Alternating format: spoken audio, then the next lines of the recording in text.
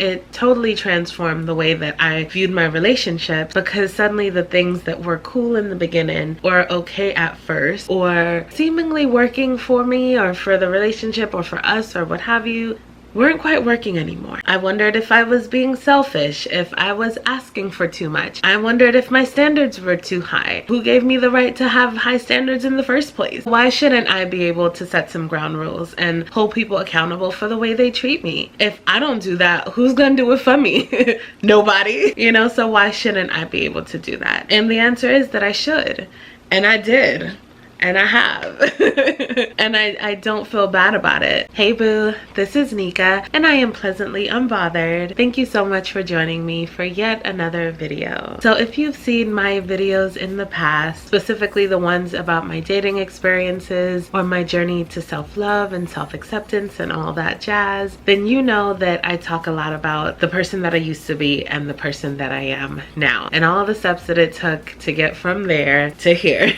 And I say it like that because it was a lot of steps, yo. It was a lot. And you probably also know that when it came to dating and relationships and my dealings with men, that I didn't have very high standards or very good ones or any at all in some cases. Like, anyway, I won't get into it. There are videos and playlists and tings and tings and tings about all this, so we're not gonna dive too deep into that. However, what I do want to talk about is the way that my relationships, romantic and otherwise, have changed since I've changed as a person, the way that I've evolved and how that has required that my relationships evolve in some cases. So it all started when I first started to recognize my value and my worth as a person. I learned how to love myself and how to appreciate all of those things about myself that I loathed, hated for such a long time. Then when those things change, ultimately my standards started to change. I knew more about myself. I wanted to do things that were more in line with my values. I realized what was important to me in a relationship, whether a romantic relationship or a friendship or a familial,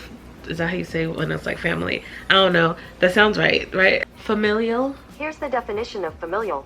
Relating to or occurring in a family or its members. Honestly, I didn't know that I didn't have standards until I actually got me some real ones. And then I was like, oh shoot, I've been letting people slide this whole time and maybe you know.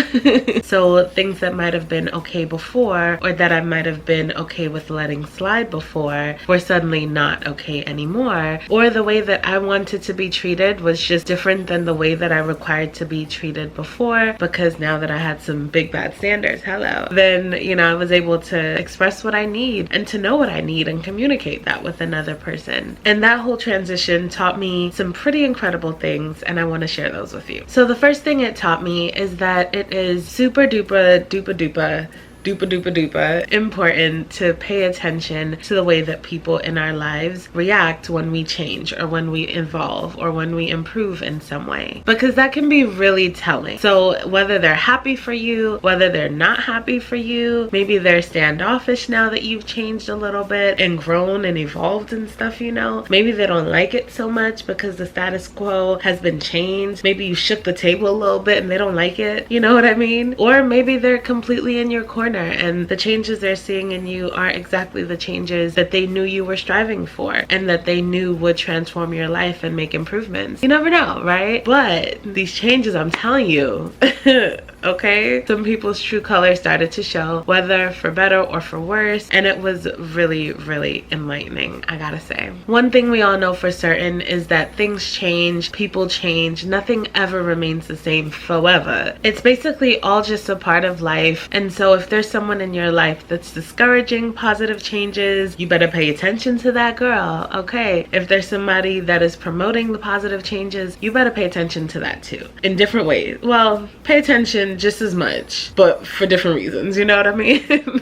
The second thing it taught me is that just because I have history with someone or a past with someone does not necessarily mean that they automatically deserve a spot in my future if they don't earn one. And as my standards started to change, it made me realize that a lot of people who were already in my life might need to step their game up in order to be able to meet those new standards. And I think that's one of the reasons that my transformation might not have have been received well by certain people because they knew that it would mean more work for them, that in order to remain in my life in the capacity they were in, that they would have to step up to the plate and actually earn that spot and not just coast by under the lack of standards that I used to have. They might have to work a little harder to be more considerate when dealing with me, or to be more kind since I'm always kind to them. Or they might have to make an effort to be more responsible and respectful with the way that they handle things, or more intentional with their words when they're communicating with me. Whatever the case might be, when it seemed like it might require more effort from the person in order to accept the new Nika and to be a part of the new Nika's life, those kinds of changes weren't always accepted the best. Just saying. And for me, whether or not these people rose to the occasion and actually stepped up to do those things and to make an effort to do better, that was for me what determined whether or not they deserved a spot in my future. So you want to be here, you gotta earn it.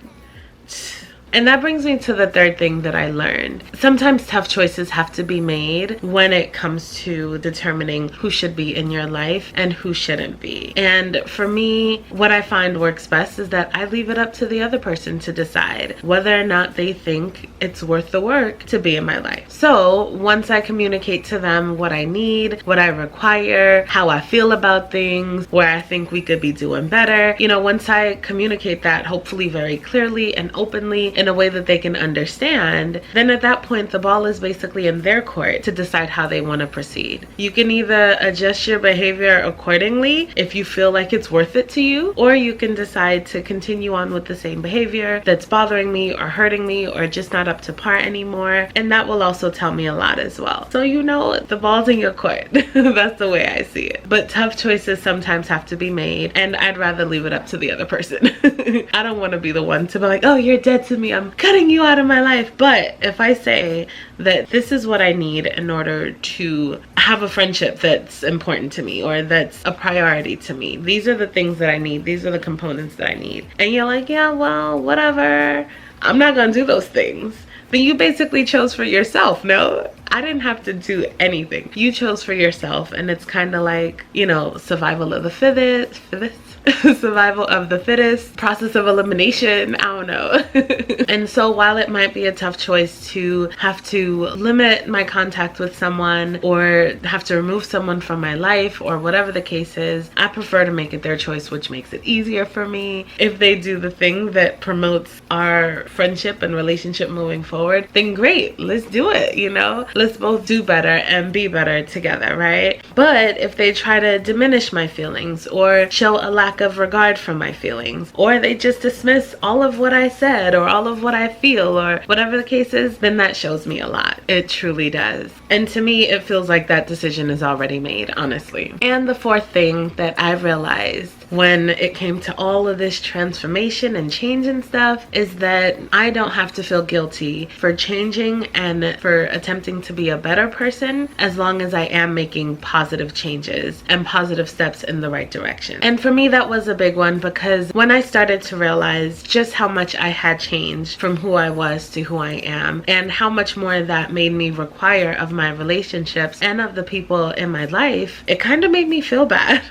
Like, I'm not trying to be like, yeah, well, if you want to be in my life, you gotta be great. I'm not just trying to be a prima donna that just wants to be fawned over and people kissing my ring to tell me why they deserve to be in my life. It's not that at all. But for a while, it did make me feel really guilty. I wondered if I was being selfish, if I was asking for too much, if I was holding something against them, basically my change, that wasn't their fault by making them change with me. I wondered if my standards were too high. Who gave me the right to have high standards in the first place? Believe me, it was a mess. All in all, I had to remind myself that I developed these standards for a reason, that I am so proud of who I am now for a reason, because girl, I came a long way. And again, as long as I'm striving to be a better person, and as long as I'm not hurting anyone, and I'm making positive steps in the right direction, then why should that be something that I feel bad about or feel guilty about? And if I finally have have standards for the first time in my life, let me have standards.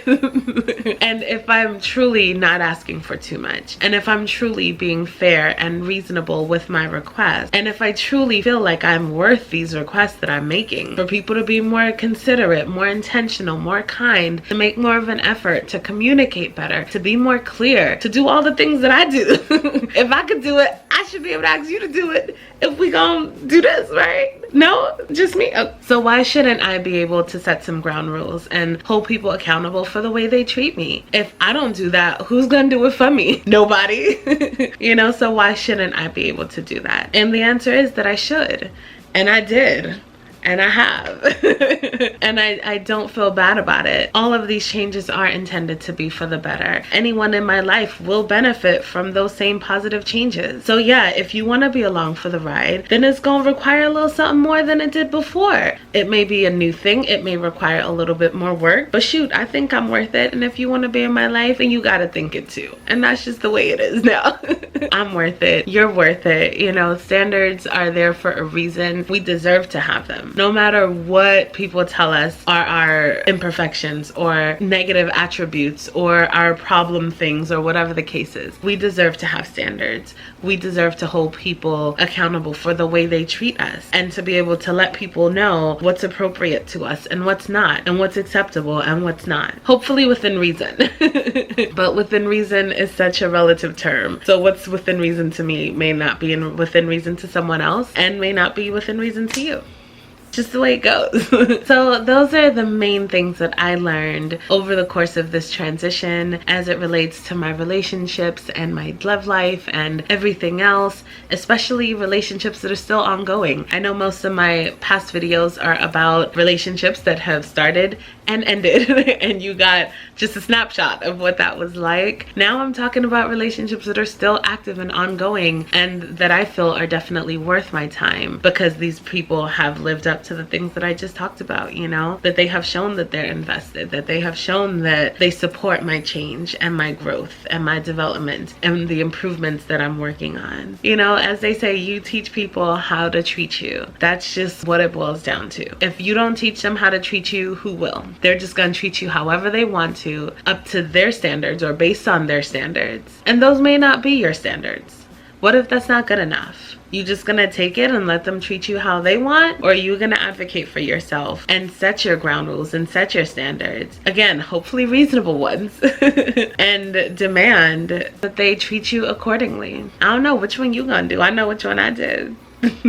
And some people made the cut and some people haven't, and some people may not in the future. It just kind of depends. But that's where I'm at right now, and that's what was on my heart to talk about. So I hope you enjoyed this video. If you did, please do the thumbs up thing. Also, let me know in the comment section down below what you thought. Have you been in this kind of situation before where you've changed and you felt like your relationships needed to change too? What did you do about it? Did you do anything about it? Did you use any of these tips? Do you find these helpful? Let me know. Talk to me. I respond to every single comment, unless you're being shady, in which case you may not hear from me, but that's your own fault. You know what I mean? But I respond to every single comment.